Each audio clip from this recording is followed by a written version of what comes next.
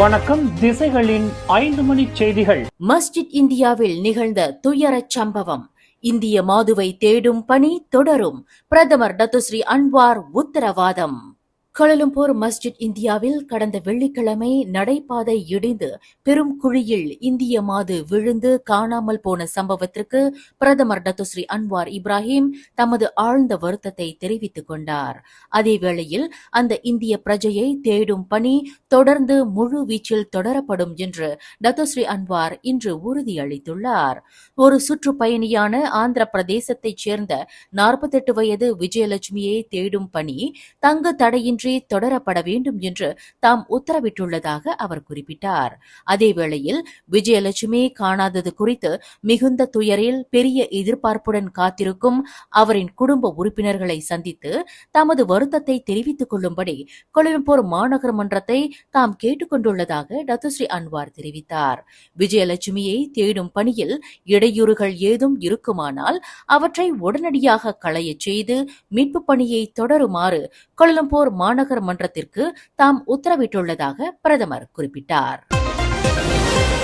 Kuala Lumpur மஸ்ஜித் இந்தியாவில் 8 metre ஆழமுள்ள பாதாள சாக்கடையில் விழுந்த மாதுவை தேடும் பணியை நிறுத்துமாறு மீட்பு நடவடிக்கை குழுவினருக்கு கழிவுநீர் துறை சார்ந்த நிபுணர் ஒருவர் இன்று ஆலோசனை கூறியுள்ளார்.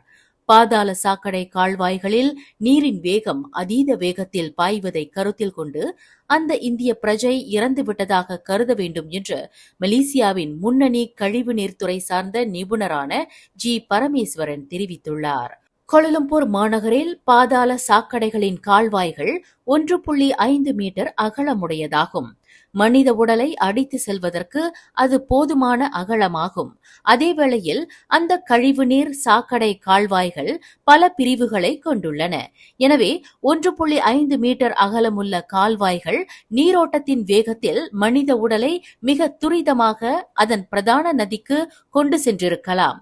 3 நாட்களாகியும் அந்த பெண்ணின் உடல் கிடைக்கவில்லை என்றால் அந்த பெண்ணின் உடல் சம்பந்தப்பட்ட பாதாள சாக்கடையில் இல்லை என்பதே இதன் பொருள் என்று பல ஆண்டுகாலமாக பாதாள சாக்கடை துறையில் பணியாற்றி நிபுணத்துவம் பெற்றவரான பரமேஸ்வரன் கூறுகிறார். பாதாள சாக்கடையின் கழிவு நீர் ஒரு வினாடிக்கு குறைந்தபட்சம் 1 மீட்டர் வேகத்தில் ஓட வல்லதாகும்.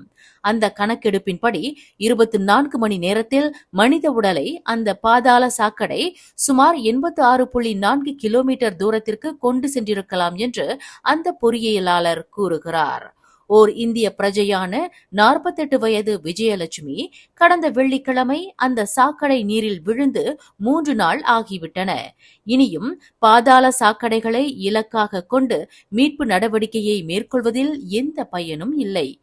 அந்த பெண்ணின் உடலை கண்டுபிடிக்க வேண்டுமானால் கோலாலம்பூர் பந்தாயில் உள்ள இண்டா வாட்டரின் பிரதான கழிவுநீர் சுத்திகரிப்பு மையத்தில் கவனம் செலுத்த வேண்டும். அந்த பெண்ணின் உடல் அந்த கழிவுநீர் சுத்திகரிப்பு மையத்திற்கு அடித்து செல்லப்பட்டிருக்க வேண்டும் என்று தாம் சந்தேகிப்பதாக மலேசிய நீர் மற்றும் கழிவுநீர் தர பாதுகாப்பு சங்கத்தின் தலைவரான பரமேஸ்வரன் குறிப்பிட்டுள்ளார்.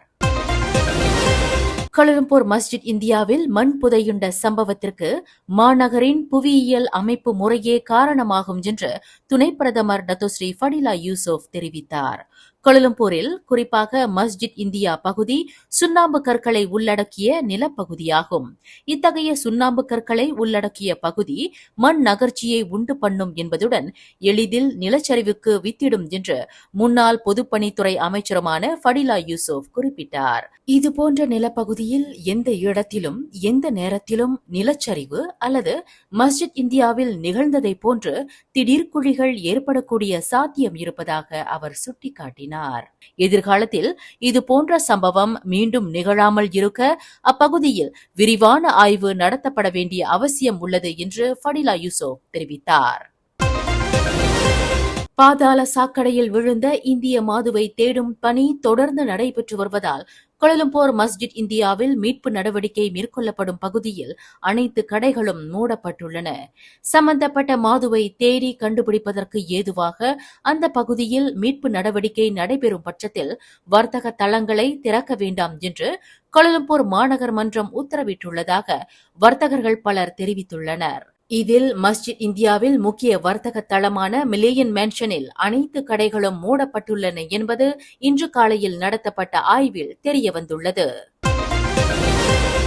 சமூக வலைதளங்களில் பகிரப்பட்டு வருவதைப் போன்று கொலகிலான் ஜலான் கேம் சாலையில் சில வாகனங்கள் எதிர் திசையில் செலுத்தப்பட்ட சம்பவத்தை தொடர்ந்து அந்த வாகனங்களை போலீசார் அடையாளம் கண்டுள்ளதாக தென்கிள்ளான் மாவட்ட போலீஸ் தலைவர் ஏசிபி சா ஹோங் ஃபோங் தெரிவித்தார். அந்த வாகனங்கள் ஜலான் லுபு ராஜா லுமுவில் இருந்து ஜலான் கேம் சாலை சந்திப்பு வரையில் எதிர் திசையில் மிக ஆபத்தான முறையில் செலுத்தப்பட்டிருப்பது கண்டறியப்பட்டுள்ளதாக அவர் கூறினார். ஜலான் பலாபுகான் பாராட்டில் இருந்து ஜலான் பலாபுகான் உத்தாராவிற்கு செல்லும் ஜலான் பின்தாசான் சாலையில் ஒரு ட்ரெய்லர் லாரியும் காரும் மோதிக்கொண்ட விபத்தினால் சாலையில் கடும் போக்குவரத்து நெரிசல் ஏற்பட்டது. போக்குவரத்து நெரிசலில் சிக்குவதில் இருந்து தவிர்க்க சம்பந்தப்பட்ட வாகனங்கள் வழித்தடம் மாறி எதிர் திசையில் சென்றுள்ளன என்பது விசாரணையில் தெரிய வந்துள்ளதாக அவர் மேலும் கூறினார். சம்பந்தப்பட்ட வாகனங்களின் உரிமையாளர்களுக்கு எதிராக உரிய நடவடிக்கை எடுக்கப்படும் என்று அவர் மேலும் கூறினார்.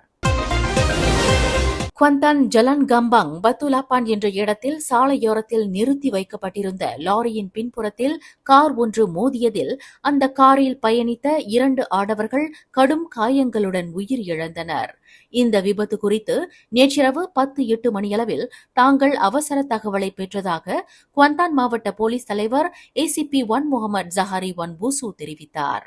கார் உபரி பாகங்களை வெட்டும் தனது தொழிலாளருடன் மெக்கானிக் ஒருவர் செலுத்திய புரோத்தான் வாஜா கார் வேக கட்டுப்பாட்டை இழந்து அந்த லாரியை மோதியதாக அவர் குறிப்பிட்டார். இதில் 39 மற்றும் 43 வயதுடைய அந்த 2 நபர்களும் சம்பவ இடத்திலேயே மாண்டதாக அவர் மேலும் கூறினார். கோலாலம்பூர் மாநகரில் ஏற்படும் திடீர் வெள்ள பிரச்சினையை சமாளிக்க கோலாலம்பூர் மாநகர் மன்றம் சீரான செயலாக்க நடைமுறைகளை மறுபரிசீலனை செய்யும் என்று கூட்டரசு பிரதேசத்திற்கான பிரதமர் துறை அமைச்சர் டாக்டர் ஜலேஹா முஸ்தபா தெரிவித்தார். இத்தகைய இயற்கை பேரிடர்களை சமாளிப்பதற்கான சிறந்த நடவடிக்கைகளை எடுக்க வடிகால் மற்றும் நீர்ப்பாசன துறை போன்ற தொடர்புடைய தரப்பினருடன் மாநகர் மன்றம் இணைந்து செயல்படும் என்று அவர் சொன்னார். கோலாலம்பூரில் திடீர் வெள்ள அபாயம் உள்ள இடங்களை மாநகர் மன்றம் அடையாளம் கண்டு வருகிறது என்று அதன் டத்தோ பண்டா டாக்டர் மைமுனா முகமது ஷரீப் தம்மிடம் தெரிவித்திருப்பதாக அமைச்சர் விளக்கினார். கடந்த வியாழக்கிழமை கோலாலம்பூர் உலக வர்த்தக மையத்தில் ஏற்பட்ட திடீர் வெள்ளம் குறித்து கருத்து தெரிவித்த டாக்டர் ஜலேஹா, அதிக மழைப்பொழிவை தொடர்ந்து தண்ணீர் மிக வேகமாக உயர்ந்ததால் அங்கு வெள்ளம் ஏற்பட்டதாக தெரிவித்தார். மேலும் செய்திகளை தெரிந்து கொள்ள கீழே இருக்கும் பெல் பட்டனை அழுத்துங்கள்.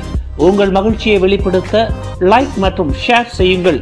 தொடர்ந்து திசைகளோடு இணைந்திருக்க சப்ஸ்கிரைப் செய்யுங்கள்.